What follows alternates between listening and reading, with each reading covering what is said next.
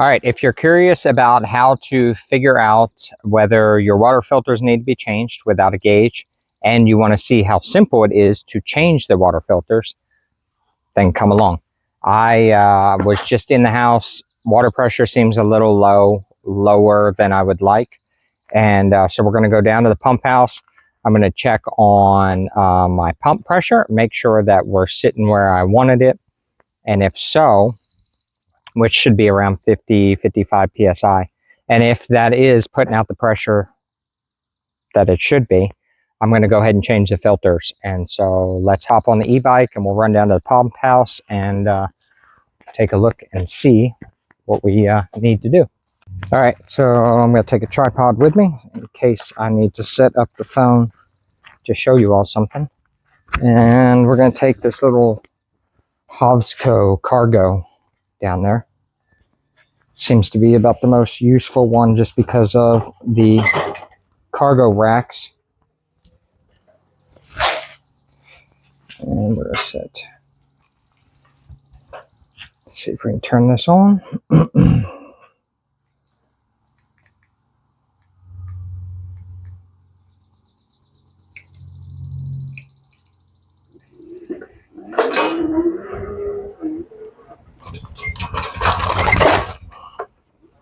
These things have gotten to be super handy for just running around and being able to do chores on the place without firing up a UTV or anything else, and just being able to go check on things. I've been using them to check fence, move the sheep, and just make sure things are right on the property. And then they make for a good time in the evening where we can just go hang out as a family and ride around. Grass seems like it's coming up pretty good after I seeded down here, so we'll see. And it seems like there's never enough time in the day too, so being able to just have the bike to make a chore a little bit quicker, it's kind of nice. All right, let's take a look in here in the pump house. See if I can.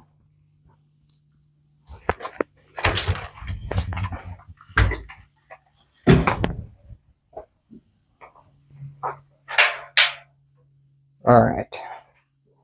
Gotta watch for the snakes these days now. So we're putting out about 45 PSI right now, and which is fine. So it's not a pump problem. While I'm down here, I'm gonna check my tank level.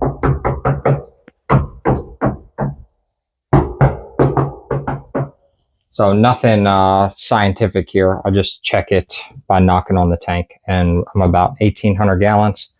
So I'm not worried about transferring water. I've got 3-stage filter here. I'm going to swap out filters. I'm going to show you. I just keep my spares in this pump house right here, which is where our well is. So I keep spares in here. And right now I'm just getting the filters are just getting auto delivered to the house. I'm going to change out. I'm going to use 2 of these sediment filters, which I believe these ones go down to 50 micron. I think that's what the R50 is on there. Yeah, right there. It is a 50 micron. So I'm going to go through 2 of these. And then I have a 5 micron filter already set out right here. So that's how I do it, is 2 50s and then a 5 right before it comes up to the house. We're going to shut off our outlet valve, and we're going to shut off the inlet valve. And that will that'll separate the system. Now we don't have water from up the hill coming back, and we are not pressurizing on that side.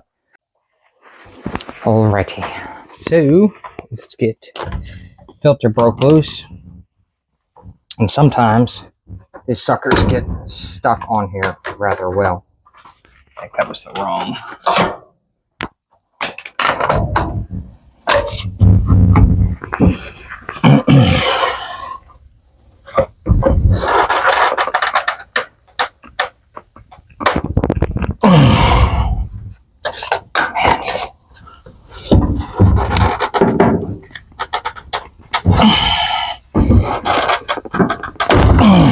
Good golly.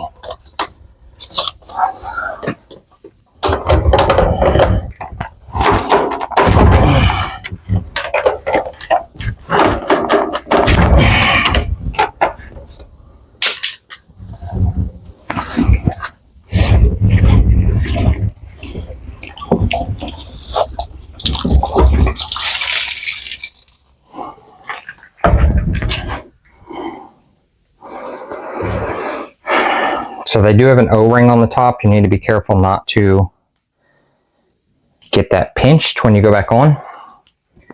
But let's pull out this filter here.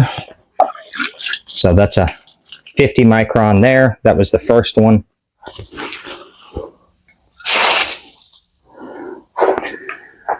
Go ahead and unpackage.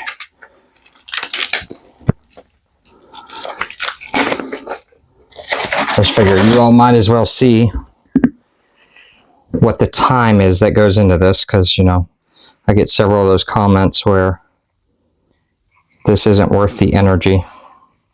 If they don't, I mean, there's like a happy medium. Okay, it may not be worth the energy to some people, but on the flip side, I don't, like, there's not another choice here. We don't have raw water, and the wells don't produce. So either it becomes a priority or you don't have water. That's kind of where you're at with it. Don't do the filters like overly tight. I mean, you can always take them back off and do it again. But if you tighten them up too much, you're going to fight them, just like I was. That's the second filter. You're going to fight them just like I was trying to get them off. And so, you know, make contact and go about another quarter turn. That's how we used to put on filters with cat, things like that, unless it was like a high pressure filter where we had a difference. But so spin it up, make contact, go another quarter turn, roll with it. If it leaks, stop and go again. Take it off. Make sure your O-ring's good, that you didn't pinch your O-ring, and roll with it.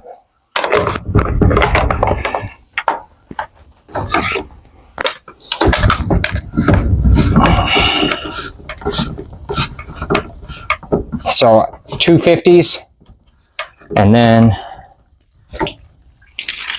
we're going to replace this 5 micron,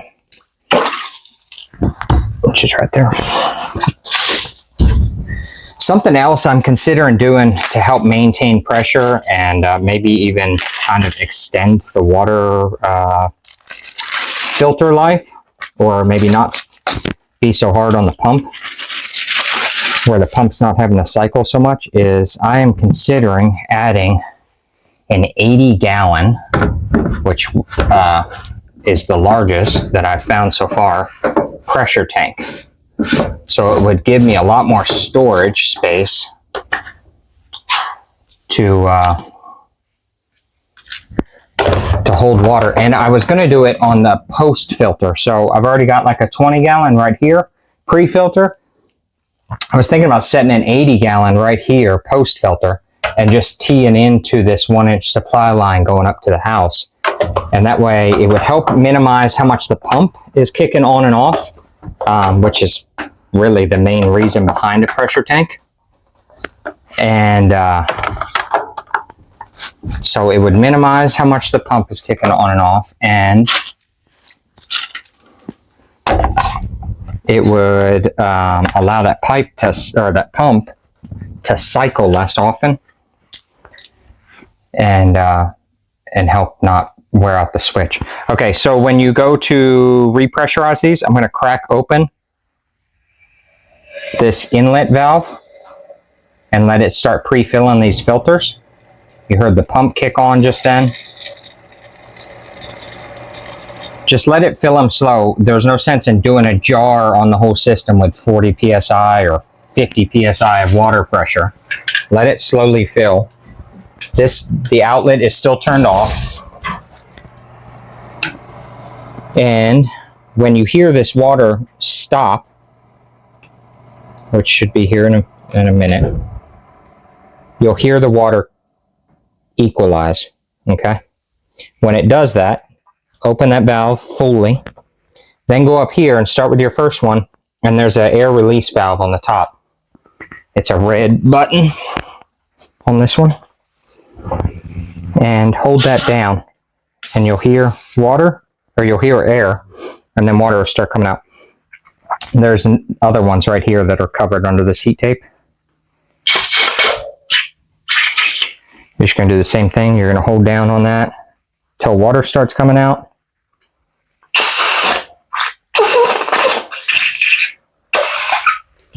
There you go. So now we got all the air out of the line. That'll prevent water hammer up the line, which can blow apart lines and connections if you're not careful. Crack open this. And there you go. So I got two more things I'd like to add. I mentioned adding the 80-gallon pressure tank. And then I'm also considering adding a like a flow meter or a water shutoff. I'm looking at one flow meter where you can actually set it. It would be in line here. But you can actually set it where if it registers too much flow, I guess it has settings in it, it's electronic. If it registers too much flow, it'll actually shut off the water. So I'm trying to figure out where I want to put that. Maybe even something like here, maybe in line, closer to the pump would be a problem. That way if something down here froze and busted anywhere, or a faulty pump, or I'm sorry, a faulty filter housing or something like that, it would shut off. So maybe I'll look into adding that flow valve here. I'd like to see what my flow is. It kind of helps me when I have if I have a leak, when I have a leak, because things happen. We've been here 8 years now. Things are starting to break and wear out. But it would be helpful to be able to come down here and check and see what my flow rate is. And then also tying in an 80-gallon pressure tank here would take up quite a bit of space, but I have it I have the space down here, so that's not a problem. It would take up quite a bit of space, and it would help eliminate this pump. It's a submersible pump inside this tank from kicking on and off so much. Now, for those of you that may have the question of why am I using a submersible pump here and not the external Harbor Freight Drummond 1 horsepower pressure pumps that I use now, the reason is simple. This one was set up before I knew what I know now. And so since it works, we roll with it. No sense in fixing something that is operational. If you need any more information, then go to my playlist. I got one under Rainwater collection on the main page. And if you got any questions, thoughts, or comments, leave them down below. I would be interested to hear them. So, all right, folks, thank you very much for tuning in. And hopefully you found this helpful and informative, and share it with others that are into this lifestyle. All right, we'll catch you on the next one. Mountain Wizard out. See ya.